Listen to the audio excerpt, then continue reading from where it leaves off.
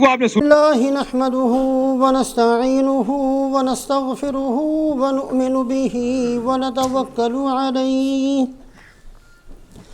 ونعوذ بالله من شرور أنفسنا ومن سيئات أعمالنا من يهده الله فلا مضل له ومن يضلله فلن تجد له وليا مرشدا أما بعد فقال الله تبارك وتعالى أعوذ بالله من الشيطان الرجيم بسم الله الرحمن الرحيم فبما نقضهم ميثاقهم لعناهم وجعلنا قلوبهم قاسية يحرفون الكلم عن مواضعه ونسوا حظا مما ذكروا به ولا تزال تطلع على خائنة منهم إلا قليلا منهم فاعف عنهم واصفح إن الله يحب المحسنين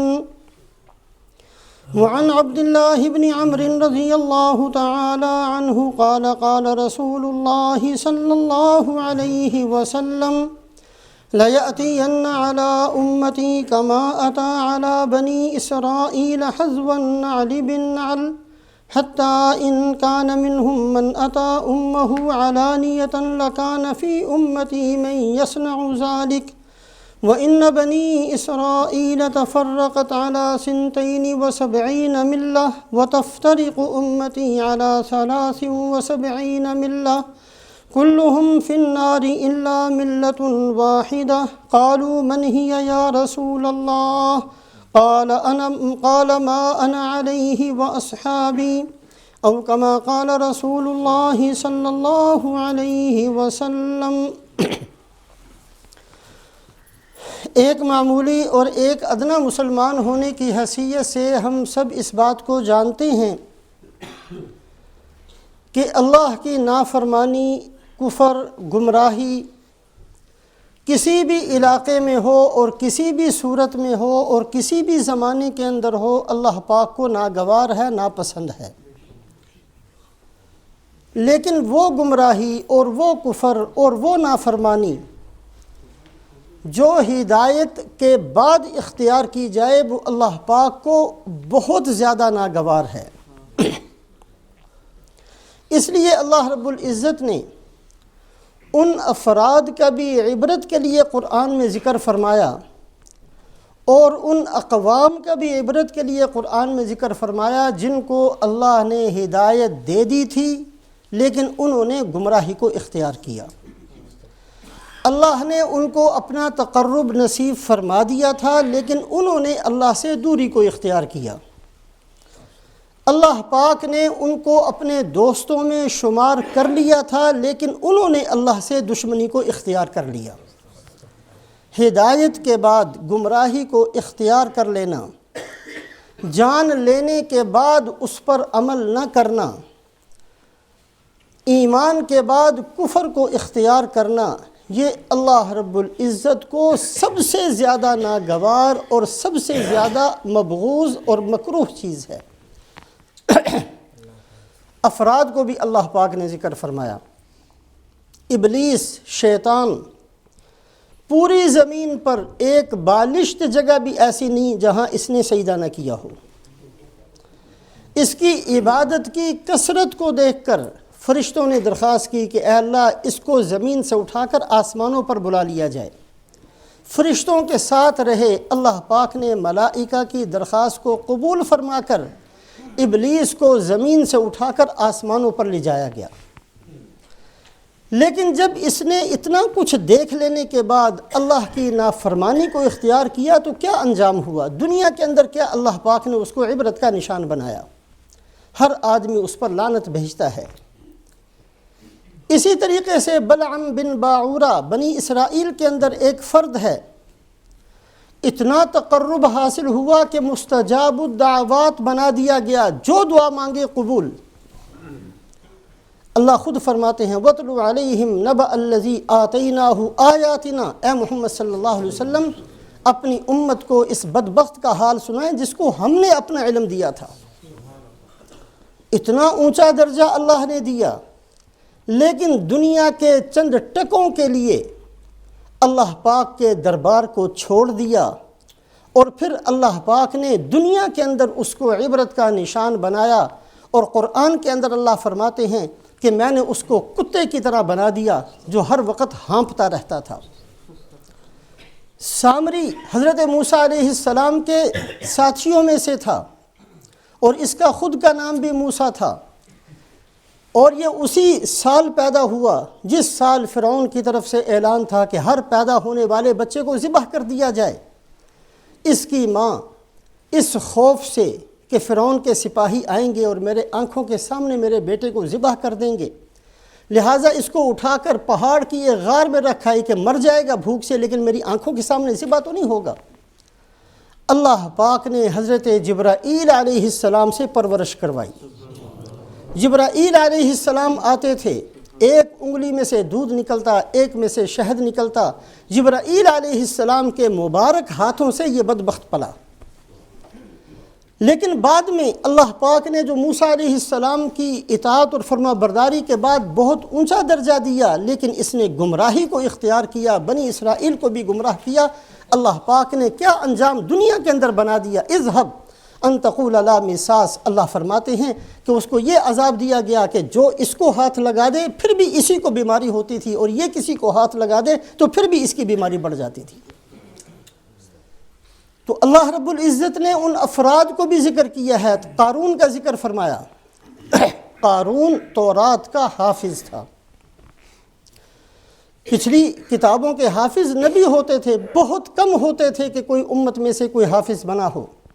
تورات کا، انجیل کا بہت کم حافظ ہوئے ہیں، نبی حافظ ہوتے تھے، لیکن قارون تورات کا حافظ تھا۔ لیکن جب اس نے اللہ کی نافرمانی کو اختیار کیا اور موسیٰ علیہ السلام کے مقابلے میں آ کر کھڑا ہو گیا، اللہ پاک نے کس قدر دھکا دے کر دھتکار دیا اپنے دربار سے۔ عقبہ ابن ابی معیط رسول پاک علیہ السلام کی مبارک زندگی کے اندر مکے کے سرداروں میں سے ہے۔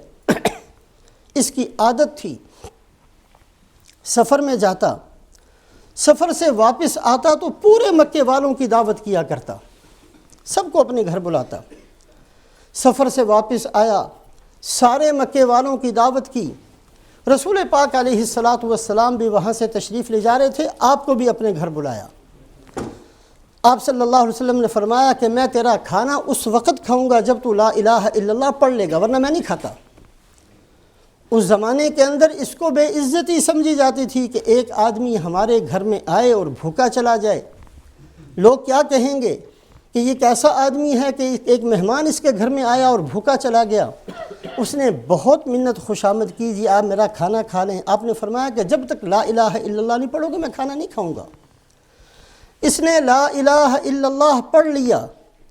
آپ صلی اللہ علیہ وسلم کی برکت سے دین اس کے دل میں پہنچ گیا، لیکن پھر ابو جہل کے اکسانے سے اور دوسرے لوگوں کے کہنے سے یہ دوبارہ مکر گیا، اور اس بدبخت نے وہ کام کیا کہ جو کسی نے نہیں کیا ہوگا۔ آپ صلی اللہ علیہ وسلم سجدے کی حالت میں تھے، اونٹ کی اوج لا کر اس بدبخت نے آپ صلی اللہ علیہ وسلم پر رکھی۔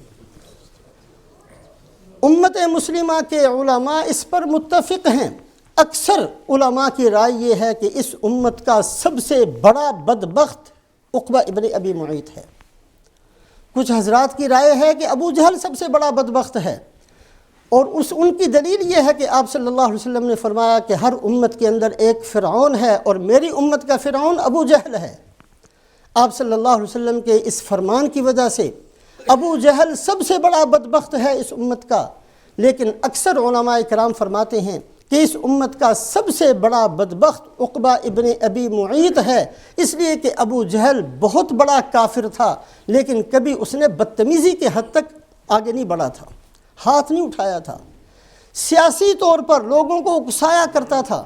لیکن عقبہ ابن ابی معیط ایسا بدبخت آدمی ہے کہ اس نے اس قدر اوچھی حرکت کی ہے کہ آپ صلی اللہ علیہ وسلم سجدے کی حالت میں، اور اس بدبخت نے لا کر اوز آپ صلی اللہ علیہ وسلم کے اوپر ڈال دی۔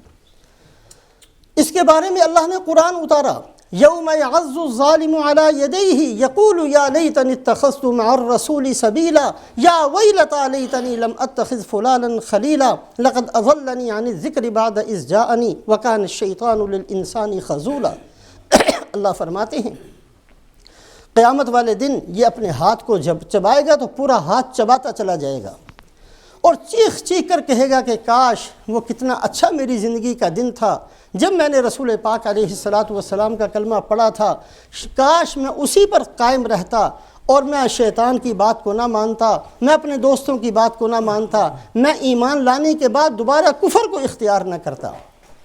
بار بار اس بات کو سامنے رکھا جائے، گمراہی کی کوئی بھی صورت ہو اللہ کو پسند نہیں ہے، کفر کی کوئی بھی صورت ہو اللہ کو بہت ناگوار ہے، کسی زمانے میں ہو، کسی طریقے سے ہو، کسی علاقے کے اندر ہو، لیکن جو کفر ایمان کے بعد ہو، جو گمراہی ہدایت کے بعد ہو، جو کفر اللہ کے حکم کو جان لینے کے بعد اختیار کیا جائے، اس پر اللہ پاک کی ناراضگی بھی بہت سخت ہوتی ہے اور اللہ پاک اس کفر کو ناگوار بھی بہت سمجھتے ہیں۔ بنی اسرائیل ایک طرف تو اتنا اللہ پاک ان کی لاڈ اور ان کی ناز برداری فرماتے ہیں، ان کے لیے من و سلوہ اتارتے ہیں، میدان کے اندر دھوپ آتی ہے، بادلوں سے ان کے اوپر سایہ کیا جاتا ہے۔ وَأَوْرَثْنَا الْقَوْمَ الَّذِينَ كَانُوا يُسْتَضْعَفُونَ مَشَارِقَ الْأَرْضِ وَمَغَارِبَهَا الَّتِي بَارَكْنَا فِيهَا۔ اللہ فرماتے ہیں کہ ہم نے فرعون کی مصیبتوں اور عذاب سے نکال کر ان کو مشرق اور مغرب کا مالک بنا دیا۔ بنی اسرائیل کو اللہ پاک نے بہت ساری فضیلتیں اور بہت اکرام کا معاملہ فرمایا۔ انی فضلتکم علی العالمین، 2 دفعہ اللہ نے فرمایا کہ اے بنی اسرائیل میری نعمتوں کو یاد کرو، سارے جہانوں میں سب سے زیادہ تم پر میں نے احسان کیے ہیں۔ حضرت موسیٰ علیہ السلام نے فرمایا وَآتَاكُم مَّا لَمْ يُؤْتِ أَحَدًا مِّنَ الْعَالَمِينَ، اے میری قوم اللہ نے تمہیں وہ کچھ دیا ہے کہ جہانوں میں سے کسی کو نہیں دیا۔ نبوت اس خاندان کے اندر رکھی، 4000 نبی بنی اسرائیل کے اندر آئے، بہت بڑی حکمرانی ان کے خاندانوں کے اندر رکھی، لیکن جب ہدایت کے بعد گمراہی کو اختیار کیا ہے تو اللہ پاک کہیں فرماتے ہیں فَبَاءُوا بِغَضَبٍ عَلَىٰ غَضَب، یہ قوم دوہرے غضب کی مستحق بنی ہے۔ کہیں اللہ فرماتے ہیں ضُرِبَتْ عَلَيْهِمُ الذِّلَّةُ وَالْمَسْكَنَةُ، کہ ہم نے ان کے اوپر ذلت اور مسکنت لکھ دی ہے۔ کہیں اللہ پاک اس قدر ناگواری کا اظہار فرماتے ہیں۔ اللہ پاک بنی اسرائیل کے بارے میں فرماتے ہیں فَبِمَا نَقْضِهِمْ مِيثَاقَهُمْ لَعَنَّاهُمْ وَجَعَلْنَا قُلُوبَهُمْ قَاسِيَةً، ہماری لعنت کے مستحق بنے، ہم نے ان کے دلوں کو پتھر بنا دیا۔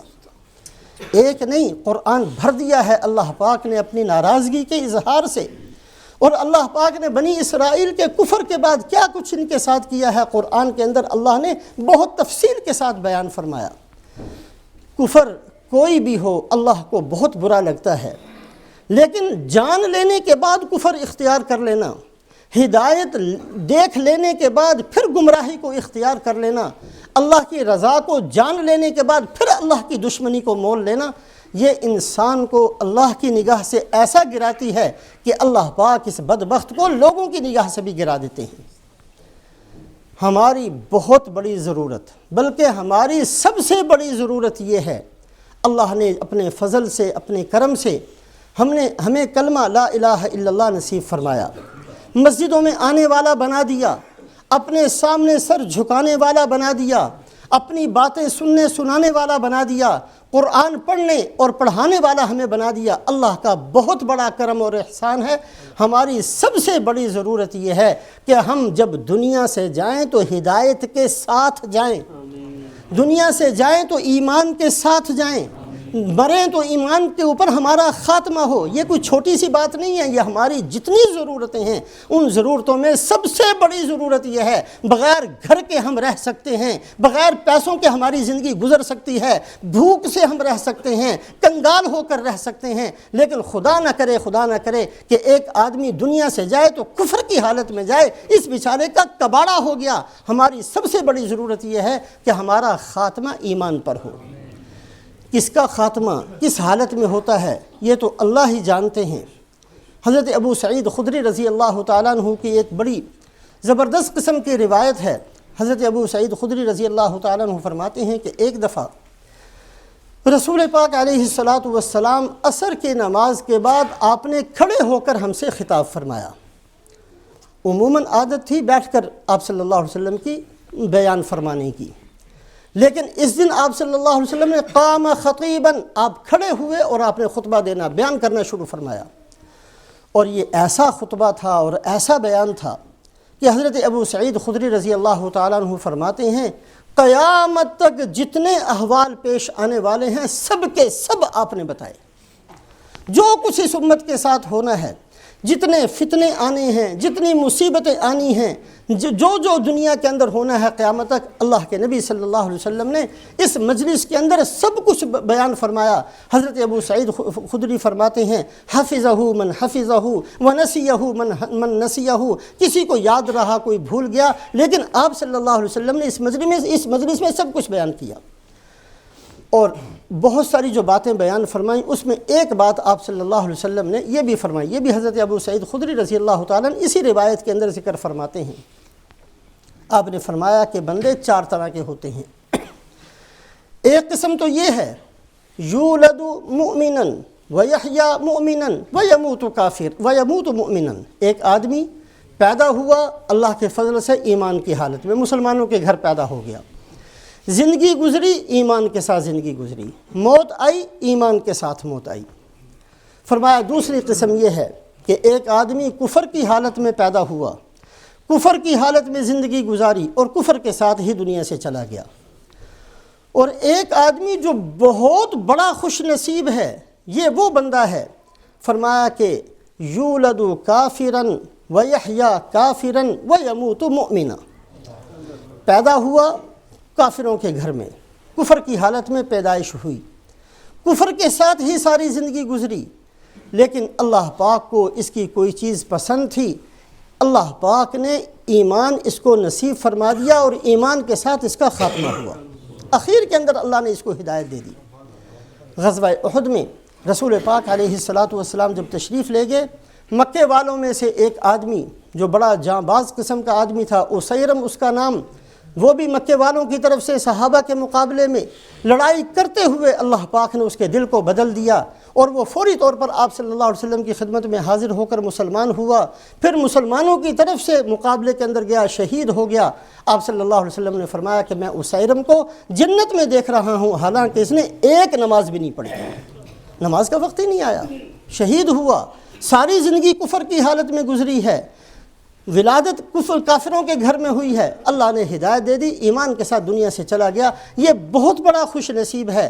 اور سب سے بڑا بدبخت آپ صلی اللہ علیہ وسلم نے فرمایا یہ ہے یولد مؤمنا، ایمان کی حالت میں ایمان والوں کے گھر میں پیدا ہوا، یحیا مؤمنا، ایمان کے ساتھ اس کی زندگی گزاری، ویموت کافرا، لیکن دنیا سے جاتے وقت اللہ نے ایمان کو سلب کر لیا۔ دنیا سے جاتے وقت ایمان کو سلب کیوں کر لیا جاتا ہے؟ اس کی بہت ساری وجوہات صلحاء لکھتے ہیں۔ ایک بہت بڑی وجہ رسول پاک علیہ الصلاۃ والسلام کی سنتوں کو ہلکا سمجھنا۔ یہ اللہ کو اس قدر ناگوار ہوتا ہے کہ موت کے وقت اللہ ایمان سلب کر لیتے ہیں، جس کو میرے نبی کا طریقہ پسند نہیں، مجھے اس کا ایمان قبول نہیں، اللہ پاک کی طرف سے ایمان سلب کر لیا جاتا ہے۔ عبد الملک ابن مروان بادشاہ ہے بنو امیہ کا، اس کے سامنے ایک آدمی آ کر بیٹھا ہوا تھا، بڑا غمگین، بڑا پریشان۔ کہا تجھے کیا ہوا؟ کہا کہ میں اپنے گناہوں کو یاد کر کے پریشان ہوں۔ وہ کہا چھوڑ گناہ کو، گناہ گار تو ہم سارے ہیں۔ بادشاہ لوگ عام طور پر لا ابالی پن ان کے اندر ہوتا ہے، لیکن جب اس کی پریشانی ختم نہ ہوئی تو پوچھنے لگا کہ اچھا یہ بتا کہ تیرا گناہ بڑا ہے یا زمین آسمان بڑے؟ انہوں نے کہا نہیں، میرا گناہ بڑا ہے۔ اس نے کہا تیرا گناہ بڑا ہے یا اللہ کا عرش بڑا ہے؟ اس نے کہا نہیں، میرا گناہ عرش سے بھی بڑا ہے۔ پھر وہ کہنے لگا اچھا یہ بتا کہ تیرا گناہ بڑا ہے یا اللہ کی رحمت بڑی ہے؟ اس پر وہ بندہ خاموش ہو گیا، کوئی جواب نہیں دیا۔ اس نے کہا کہ اتنا بڑا گناہ آخر تیرا ہے کیا؟ اس نے کہا میں کفن چور تھا، لوگ مردے کو دفن کر کے چلے جاتے، میں قبر کھولتا، کفن نکال لیا کرتا۔ ایک قبر کو میں نے کھولا، میں نے دیکھا کہ اس آدمی کا چہرہ مسخ کر دیا گیا ہے، اس کا چہرہ سور کا چہرہ بنا دیا گیا۔ میں جلدی سے قبر بند کر کے باہر نکلا، قبر کے اندر سے آواز آئی پوچھو تو صحیح اس کا جرم کیا تھا؟ میں نے کہا میں نے نہیں پوچھنا۔ پوچھے وہ جو خود بڑا نیک ہو، میں تو خود گناہ گار آدمی ہوں، مجھے کیا ضرورت ہے کسی کے گناہ کے بارے میں پوچھنے کی، میں نے نہیں پوچھنا۔ تو قبر کے اندر سے آواز آئی کہ یہ وہ آدمی تھا کہ نمازیں چھوڑتا تھا اور دین اس کے اندر نہیں تھا، جس کی وجہ سے یہ سزا ملی ہے۔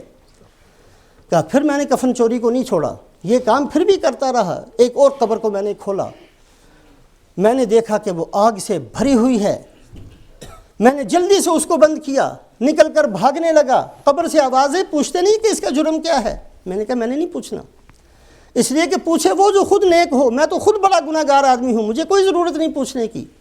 قبر کے اندر سے آواز آئی کہ یہ وہ آدمی تھا جو شرابی تھا، لہذا اس کی یہ سزا ملی ہے کہ اس کی قبر کو آگ سے بھر دیا گیا۔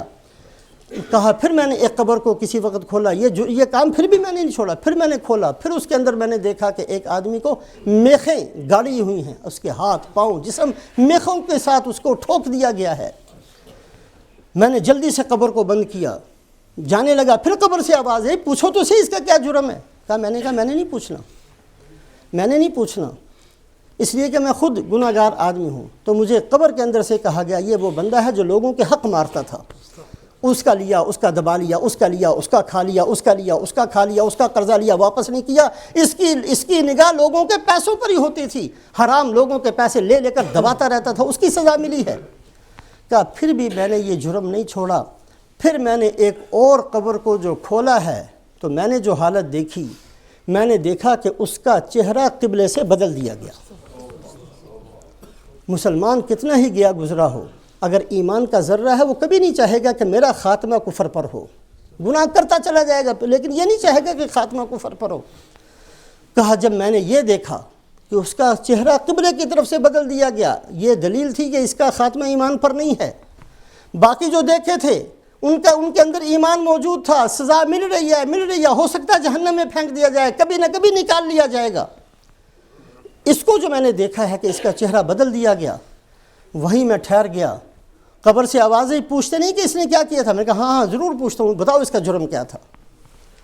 قبر کے اندر سے آواز آئی یہ سنتوں کا مذاق اڑاتا تھا، رسول پاک علیہ الصلاۃ والسلام کی سنتوں کو ہلکا سمجھتا تھا، یہ سزا ملی ہے اس کو کہ اللہ نے اس کے ایمان کو سلب کر لیا۔ بہت ساری وجوہات ہوتی ہیں سلب ایمان کی، ہماری بہت بڑی ضرورت یہ ہے، بلکہ سب سے بڑی ضرورت یہ ہے کہ ہمارا خاتمہ ایمان پر ہو، ہم دنیا سے جائیں تو کلمہ پڑھ کر جائیں۔ بہت مختصر سے طریقے سے رسول پاک علیہ الصلاۃ والسلام نے جہاں دخل الجنہ ایک عمل کو ذکر فرمایا، بعد میں فرمایا دخل الجنہ، جو یہ کام کرے گا وہ جنت میں جائے گا۔ ان تمام اعمال کو اہتمام کے ساتھ اپنی زندگی کا معمول بنا لینا چاہیے، اس لیے کہ جس کے بارے میں فرمایا دخل الجنہ، یہ دلیل ہے کہ اس کا خاتمہ ایمان پر ہوگا، اس لیے کہ ایمان والے نے ہی جنت میں جانا ہے۔ اور اللہ کے نبی صلی اللہ علیہ وسلم کا فرمان حق اور سچ ہے، جب آپ نے فرما دیا یہ جنت میں جائے گا، اس کا مطلب یہ ہے کہ اس کا خاتمہ یقیناً ایمان پر ہوگا۔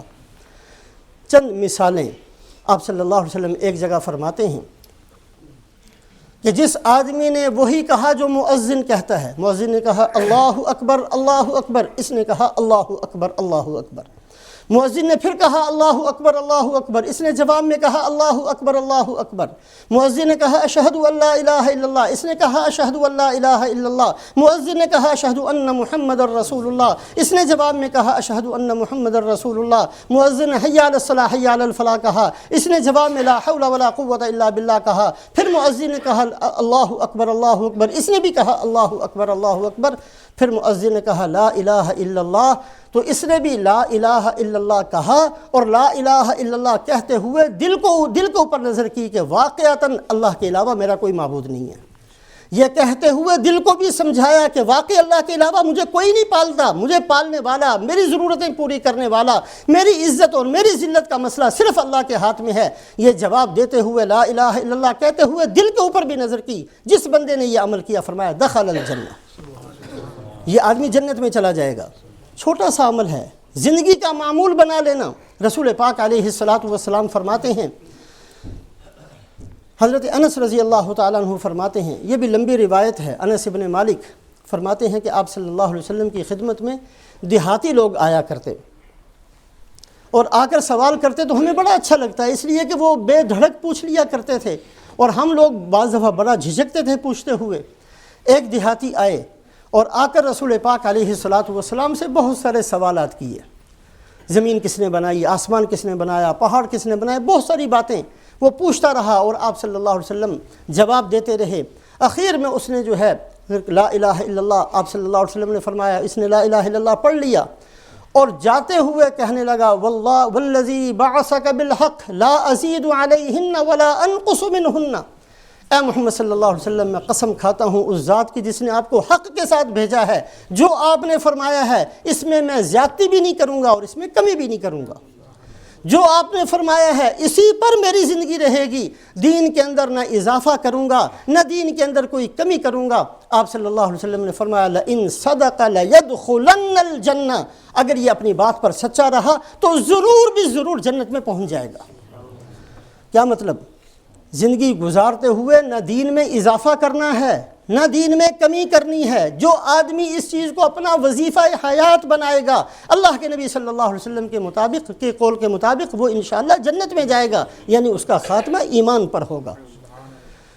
حضرت ابو ذر رضی اللہ تعالیٰ عنہ فرماتے ہیں میں رسول پاک علیہ الصلاۃ والسلام کی خدمت میں حاضر ہوا، میں نے دیکھا کہ آپ سفید چادر اوڑھے ہوئے آرام فرما رہے ہیں، میں چلا گیا۔ تھوڑی دیر کے بعد پھر حاضر ہوا تو آپ صلی اللہ علیہ وسلم بیدار ہو چکے تھے۔ میں آپ کے سامنے بیٹھ گیا اور آپ صلی اللہ علیہ وسلم نے مجھے فرمایا کہ اے ابو ذر، ما من عبد قال لا الہ الا اللہ، جو بندہ بھی لا الہ الا اللہ کہے پھر اسی پر اس کی زندگی گزارے، اس لا الہ الا اللہ کو خراب نہ کرے، اپنے ایمان کو خراب نہ کرے، اپنے ایمان کے اندر ملاوٹ نہ کرے، اپنے ایمان کے ساتھ کفر کو نہ ملائے، جو لا الہ الا اللہ کہے پھر لا الہ الا اللہ پر قائم رہے یہاں تک کہ اس کی موت آ جائے، دخل الجنہ، وہ جنت میں پہنچ جائے گا۔ ایمان کو دھوتے رہنا چاہیے جیسے کپڑے دھوتے ہیں، توبہ استغفار سے۔ ہم میں سے ہر آدمی ایمان کے ساتھ گناہوں کے انبار اپنے ساتھ رکھتا ہے، لیکن اللہ پاک کے سامنے آنسو بہاتے رہنا، توبہ استغفار کرتے رہنا، اس سے جو ایمان کے اندر ملاوٹ ہوتی ہے اللہ پاک اس کو معاف فرماتے رہتے ہیں۔ جو آدمی لا الہ الا اللہ کہے، لا الہ الا اللہ پر قائم رہے یہاں تک کہ اس کی موت آ جائے، دخل الجنہ، وہ جنت میں پہنچ جائے گا۔ حضرت ابو ذر غفاری رضی اللہ عنہ فرماتے ہیں کہ میں نے بڑا حیران ہو کر پوچھا وَإِن سَرَقَ وَإِن زَنَا یا رسول اللہ، اے اللہ کے رسول، اگرچہ اس نے چوری کی ہو، اگرچہ اس نے زنا کیا ہو پھر بھی وہ جنت میں چلا جائے گا؟ آپ نے فرمایا ہاں پھر بھی جنت میں چلا جائے گا۔ کہتے پھر میں نے دوبارہ پوچھا وَإِن سَرَقَ وَإِن زَنَا، چونکہ حیرانگی بہت تھی، اتنا بڑا جرم کرنے کے بعد بندہ کیسے جنت میں چلا جائے گا؟ آپ نے فرمایا ہاں اگر ایمان موجود تھا، ایمان کو گناہ ہوتے رہے، توبہ کرتا رہا، دھوتا رہا، صاف کرتا رہا، ایمان کی نگرانی کرتا رہا تو وہ جنت میں پہنچ جائے گا۔ 3 دفعہ میں نے پوچھا وَإِن سَرَقَ وَإِن زَنَا وَإِن سَرَقَ وَإِن زَنَا وَإِن سَرَقَ وَإِن زَنَا، تینوں دفعہ آپ نے فرمایا ہاں پھر بھی وہ جنت میں چلا جائے گا۔ دخل الجنہ کے لفظ یہ بہت لمبا ایک باب ہے۔ اللہ کے نبی صلی اللہ علیہ وسلم نے جن جن اعمال صالحہ پر دخل الجنہ فرمایا ان کو تلاش کر کے اپنی زندگی کا حصہ بنانا، اس کو اپنی زندگی کا معمول بنا لینا، اور اس نیت سے کہ اللہ کے نبی صلی اللہ علیہ وسلم فرماتے ہیں دخل الجنہ، یہ دلیل ہے اس بات کی کہ انشاءاللہ خاتمہ ایمان پر ہوگا۔ ہمارے استاد ہیں مولانا احسان الحق صاحب، وہ فرمانے لگے کہ ایک دفعہ میں ایک دیہات میں گیا، 7-8 سال کا چھوٹا سا معصوم سا بچہ، وہ بڑے ادب سے، جیسے بڑے بزرگوں کو ساتھ ملتے ہیں، بڑے ادب سے بڑے احترام سے آیا، سلام کر کے 2 زانوں ہو کر بیٹھ گیا۔ میں بڑا حیران تھا کہ عام طور پر تو بچوں کو ان چیزوں کا نہیں پتہ ہوتا، بڑے ادب سے بیٹھ گیا۔ تو ہمارے استاد فرماتے ہیں میں نے اسے پوچھا کہ بیٹا کیا کرتے ہو؟ کہا جی حفظ کرتا ہوں۔ بہت ساری باتیں میں نے پوچھا بیٹا کوئی دعائیں بھی یاد ہیں؟ کہا جی ہاں دعائیں یاد ہیں۔ تو فرمانے لگے کہ میں نے پوچھا کہ اچھا بتاؤ سونے کی کون سی دعا ہے؟ تو اس نے کہا جی سونے کی 3-4 دعائیں اس نے پڑھی، اخیر کے اندر یہ دعا بھی پڑھی اللہم اسلمت نفسی الیک ووجہت وجہی الیک وفوضت امری الیک والجہت ظہری الیک رغبتا ورہبتا الیک لا ملجا ولا منجا منک الا الیک آمنت بکتابک الذی انزلت وبنبیک الذی ارسلت۔ آپ صلی اللہ علیہ وسلم نے فرمایا جو آدمی وضو کر کے دائیں کروٹ پر سوئے اور یہ دعا پڑھے، تو کہا جب اس نے یہ سارے دعا پڑھی تو میں بڑا حیران ہوا کہ عام طور پر بڑے بڑے صاحب علم لوگوں کو یہ دعا نہیں آتی۔ بوڑھوں کو نہیں آتی، کسی کو نہیں پتہ، یہ چھوٹا سا بچہ ہے، اتنی بہترین دعا اس نے یاد کی اور بالکل زبر زیر کی غلطی کے بغیر اس نے سنائی۔ تو فرمانے لگے، میں نے اس سے پوچھا کہ بیٹا تجھے پتہ بھی ہے کہ اس دعا کے پڑھنے سے ملتا کیا ہے؟ کہا جی ہاں مجھے پتہ ہے۔ آپ صلی اللہ علیہ وسلم نے فرمایا جو یہ دعا پڑھ کر سو جائے، اگر رات کو اس کی موت آ گئی تو اس کا خاتمہ ایمان پر ہوگا، ان مت مت علی خیر و ان اصبحت اصبحت خیرا، اور اگر وہ صبح جاگ گیا تو اس کا ایمان پھر بھی سلامت رہے گا۔ تو مولانا فرماتے ہیں کہ میں بڑا حیران ہوا، میں نے کہا کہ تجھے ساری باتیں کس نے بتائی ہیں؟ کہا جی میری امی جان نے بتائیں۔ جب مائیں ایسی ہوں تو بیٹے ایسے ہی پیدا ہوتے ہیں۔ مائیں آج بدقسمتی ہے، ہماری ماؤں کو ایکٹروں کے سب کے نام پتہ ہیں، بے حیا بےہودہ قسم کی ساری چیزوں کو جانتی ہیں، نہیں پتہ صحابہ کا نہیں پتہ، صحابہ کے کارناموں کا نہیں پتہ، ائمہ کرام کے کارناموں کا نہیں پتہ، نبی صلی اللہ علیہ وسلم کے اوپر جانثار کون کون تھے نہیں پتہ، آپ کی زندگی کیا تھی نہیں پتہ، اور بچوں کو نہیں بتائی جاتی۔ ماضی قریب کے اندر ہمارے ایک بزرگ ابو الحسن علی ندوی رحمۃ اللہ علیہ انتقال ہو گیا۔ وہ فرمایا کرتے تھے کہ میری دادی نے بچپن کے اندر آپ صلی اللہ علیہ وسلم کے سارے سفر، بدر کے اندر کیا ہوا، احد کے اندر کیا ہوا، خیبر کے اندر کیا ہوا، تبوک کے اندر کیا ہوا، کس صحابی نے کیا کیا، سارے حالات ہمیں رات کو سنایا کرتی تھیں، اور اتنا انہوں نے ہمیں سنا دیا تھا کہ جب میں نے کتابیں پڑھی ہیں میرے علم میں کوئی اضافہ نہیں ہوا۔ تو اللہ پاک آج ہمارے گھروں میں بھی ایسی صورت پیدا فرمائے کہ ہماری بچیاں جو مائیں بنتی ہیں ان کو بھی کچھ پتہ ہو۔ تو بہرحال رسول پاک علیہ الصلاۃ والسلام نے جن جن اعمال صالحہ پر فرمایا، جن جن اعمال صالحہ پر فرمایا دخل الجنہ، ان تمام اعمال صالحہ کو اپنی زندگی کا حصہ بنا لینا۔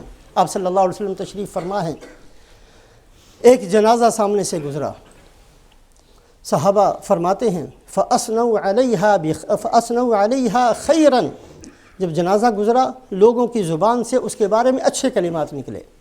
کسی نے کہا جی بڑا نیک آدمی تھا، کسی نے کہا جی بڑا تہجد گزار تھا، کسی نے کہا اس کے اخلاق بڑے اچھے تھے، کسی نے کہا اس کے معاملات بڑے اچھے تھے، مختلف قسم کی اچھی باتیں لوگوں کی زبان سے نکلیں۔ آپ نے فرمایا اوجبت۔ تھوڑی دیر کے بعد ایک اور جنازہ گزرا، فَأَثْنَوْا عَلَيْهَا شَرًّا، لوگوں کی زبانوں سے اس کے بارے میں اچھی باتیں نہیں نکلی۔ کسی نے کہا بڑا بدتمیز آدمی تھا، کسی نے کہا اس کے معاملات ٹھیک نہیں تھے، کسی نے کہا یہ جھوٹ بولنے کا عادی تھا، کسی نے کہا اس کے اخلاق بڑے خراب تھے، کسی نے کہا یہ بڑا ظالم قسم کا بندہ تھا، مختلف قسم کی شر کی باتیں لوگوں کی زبانوں سے نکلیں۔ آپ نے فرمایا وجبت۔ صحابہ نے کہا یا رسول اللہ، دونوں دفعہ آپ نے وجبت فرمایا۔ آپ نے فرمایا کہ تم سب نے تعریف کی، تمہارے حسن ظن کی وجہ سے اللہ نے اس کے لیے جنت لکھ دی، اور تم سب نے اس کے بارے میں بری بات کہی، اس کی وجہ سے اس کے لیے جہنم لکھ دی گئی۔ تھوڑی سی کوشش کر لینا، ہم میں سے ہر آدمی سوچے کہ اگر آج میں مر گیا تو بعد میں لوگ کیا کہیں گے؟ کیا کوئی یہ تو نہیں کہے گا کہ کتنا ٹھگ آدمی تھا کہ میرے پیسے لے کے مر گیا؟ کوئی یہ تو نہیں کہے گا بعد میں کہ بدتمیز آدمی تھا، اس سے تو ملنا ہی مشکل تھا، اتنا بد اخلاق آدمی تھا، اتنا منہ پھٹ آدمی تھا؟ کوئی یہ لفظ تو نہیں کہے گا؟ اگر آج میں مر گیا کسی کی زبان سے یہ تو نہیں نکلے گا کہ اچھا ہوا جان چھوٹی، مشکل کر دیا تھا جینا اس نے میرا۔ اس طرح کے کلمات تو لوگوں کی زبانوں سے نہیں نکلیں گے۔ فرمایا ان شر الناس منزلۃ یوم القیامہ من ترکہ الناس اتقاء شری۔ آپ صلی اللہ علیہ وسلم فرماتے ہیں میں تمہیں بتاؤں کہ سب سے زیادہ سخت عذاب کے اندر قیامت میں کون ہوگا؟ یہ وہ بدبخت ہوگا جس کو لوگوں نے اس کے شر سے بچنے کے لیے چھوڑ دیا ہو۔ لوگ یہ سمجھتے ہو کہ یہ ایسا آدمی ہے، اس کے ساتھ کاروبار نہیں کرنا چاہیے، یہ ایسا آدمی ہے اس کے ساتھ اٹھنا بیٹھنا نہیں ہونا چاہیے، یہ ایسا بدتمیز آدمی ہے اس کے ساتھ رشتہ داری نہیں کرنی چاہیے، یہ ایسا آدمی ہے اس کے ساتھ حصے داری نہیں کرنی چاہیے، یہ ایسا آدمی ہے کہ اس کے ساتھ دوستی نہیں کرنی چاہیے۔ عام طور پر جس کو لوگ اس کے شر سے بچنے کے لیے چھوڑ دیں، فرمایا یہ قیامت والے دن سب سے بدترین جگہ پر ہوگا۔ کبھی کبھی سوچ لیں، مرنا ہم سب نے ہے، یہاں نہیں رہنا ساری عمر۔ اگر آج میں مر جاتا ہوں لوگ کیا کہیں گے؟ اگر تو میری زندگی ایسی ہے کہ لوگ بعد میں کہیں گے کہ اچھا آدمی تھا، با اخلاق آدمی تھا، اچھے اخلاق والا تھا، اچھے اعمال والا تھا، سچ بولنے کا عادی تھا، اس کے اندر تقویٰ تھا، اس کے اندر پرہیزگاری تھی، اس نے کسی کا پیسہ نہیں دبایا، اس نے کسی کو تنگ نہیں کیا۔ اگر تو یہ کلمات عام طور پر ہم امید رکھتے ہیں کہ ہمارے بعد کیے جائیں گے تو اللہ کے رحمت سے امید رکھیں کہ اللہ پاک جنت میں پہنچا دیں گے۔ لیکن اگر دوسری بات ہے تو اپنے آپ کو بدلیں۔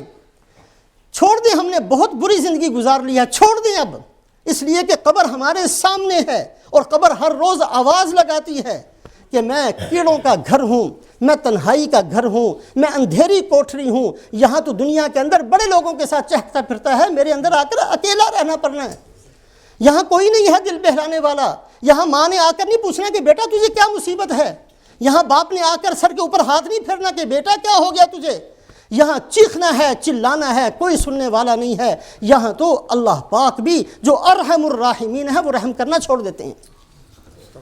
جہنم میں لوگ چلے جائیں گے، قَالَ اخْسَئُوا فِيهَا وَلَا تُكَلِّمُونَ، یہ اللہ فرمائیں گے، اللہ فرمائیں گے۔ حدیث پاک میں آتا ہے کہ جہنم والے پہلے جہنم کے فرشتوں کو، پھر حضرت مالک کو سفارشی بنائیں گے، اور آخر میں جب آپس میں کہیں گے کہ نہیں اللہ سے مانگو، اللہ بڑے کریم، بڑے رحمان، بڑے مہربان ہیں، اللہ سے سوال کرو، اور براہ راست جب اللہ پاک کو پکاریں گے 1000 سال پکاریں گے، اور 1000 سال کے بعد اللہ فرمائیں گے قَالَ اخْسَئُوا فِيهَا وَلَا تُكَلِّمُونَ، ذلیل اور رسوا ہو کر جہنم میں پڑے رہو، میں نہیں بات کرتا تم سے۔ قبر تو ایسی جگہ ہے جو سانپ اور بچھو کی جگہ ہے، جو اندھیری، اللہ کرے اللہ ہم سب کو قبر کو روضۃ من ریاض الجنہ بنا دے۔ فرمایا جو آدمی ایمان کے ساتھ گیا قبر اس کے لیے روضۃ من ریاض الجنہ، جنت کے باغوں میں سے ایک باغ ہے، اور اس کو فرشتے آ کر کہتے ہیں نم کا نومت العروس، ایسے سو جا آرام کے ساتھ کہ تجھے اللہ ہی قیامت والے دن اٹھائیں گے، اور اتنا لمبا زمانہ جو اس کی موت سے حشر کے دن تک کا زمانہ ہے اس کو ایسے لگتا ہے جیسے فجر کی 2 رکعتیں پڑھی۔ اتنی میٹھی نیند، بہت میٹھی نیند آئے تو رات کہاں چلے گی پتہ نہیں چلتا، اور اگر دانت میں درد ہو، سر میں درد ہو، ٹانگوں میں درد ہو، پیٹ میں درد ہو، مصیبت ہو، بندہ سوتا ہے، کروٹیں بدلتا رہتا ہے، رات بہت لمبی ہو جاتی ہے۔ اسی طریقے سے قبر کی زندگی ہم سب کے سامنے ہے، ہم نے بڑی بے تکی زندگی گزار لی، آج ارادہ کریں اللہ ہم سب کو توفیق دے کہ صحیح مسلمان بن کر ہم نے جینا ہے، صحیح مسلمان بن کر جئیں گے تو اللہ پاک مسلمان بن کر مرنا ہمیں مقدر فرمائیں گے۔ اللہ پاک ہم سب کو عمل کی توفیق نصیب فرمائے۔